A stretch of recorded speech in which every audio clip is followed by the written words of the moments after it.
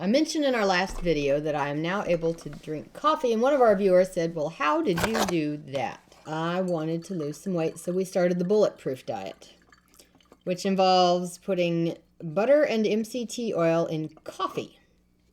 After 4 days of drinking coffee, I was a mess because my liver couldn't handle it. Your liver makes the bile, your gallbladder stores the bile. If it backs up because you've been eating too much low fat, and anytime you do eat fat, you feel really bad and you start to form gallstones and you're a mess and you can't metabolize things, and your medicines, you got to use tiny doses, and stuff like coffee makes you crazy. I did bulletproof tea instead of bulletproof coffee. Fast forward a few years, and I started having some unpleasant symptoms.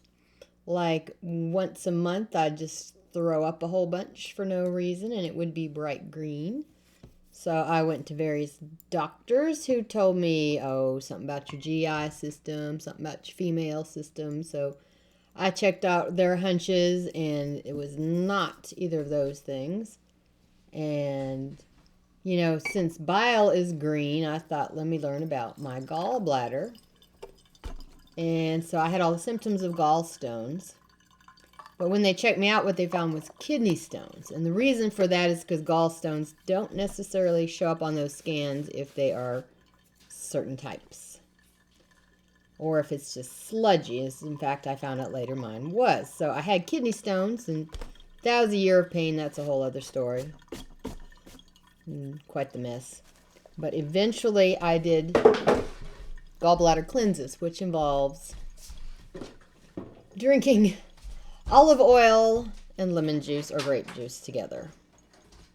Have to say, not a bit appetizing, but what that does is it mobilizes the bile. I should mention here, I've never met your gallbladder, and I don't have the authority to tell you what to do with your gallbladder. But what I did was gallbladder cleanses involving olive oil and lemon juice and grape juice and malic acid and all that kind of stuff. So that was not delicious. But you take those things after waiting a few hours of not eating, and basically fat causes your gallbladder to release stored bile. But I also cleaned up my diet.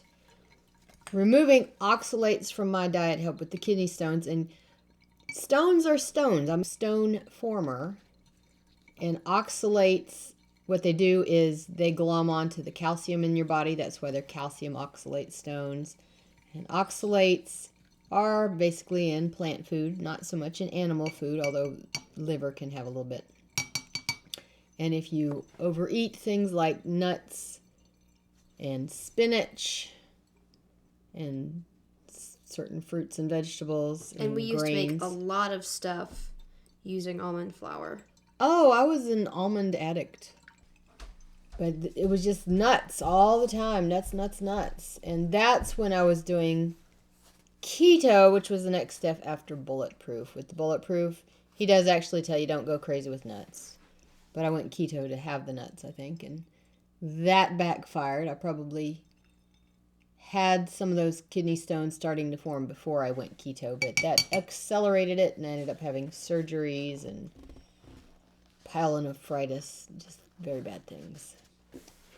But getting rid of the nuts and the vegetables, I actually went carnivore eventually, and that's my current diet, which means you eat meat. With the kidney stones absolutely gone and never going to come back, because I'm not going to become a nut lover again, I can drink coffee. And that's what we're about to do here.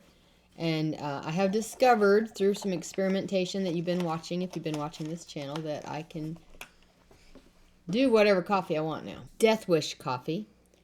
It bills itself as the world's strongest coffee, and it isn't just Arabica. Robusta is more caffeinated and stronger tasting, and so they put some Robusta in with the Arabica. Most of your Americans are just drinking straight Arabica. And so now I can drink coffee because I have fixed my sludgy gallbladder, and I didn't go deep into this story. There's a lot of ER visits and things, but I can do it now. So here we go. And pour over is the way you want to make your coffee. because the filter takes out a lot of the oils, so you get a smoother taste. So here we go. Cheers. This definitely Yeah. needs salt. By the time we got done pouring it over, it's lukewarm. She used to be fat. I was fat. In the pictures of our first church directory, I wasn't really a chubby baby, but She was a normal baby. I looked extremely thin in those pictures. She was. You should have seen her feet. They were like sticks. No, but I suppose now I have to throw up a picture of me with my extra yardage. But she used to be very thin in high school, which I guess you're 8th grade. 8th grade. Middle school. She used to be thin in In middle school, if I turned sideways, you couldn't find me. But then her body caught up with her eating habits. She used to eat handfuls I discovered of frozen television, nuts. and I surrendered the outdoors. Yes, I used to eat handfuls of nuts. I don't do that now. Now I eat pounds of meat.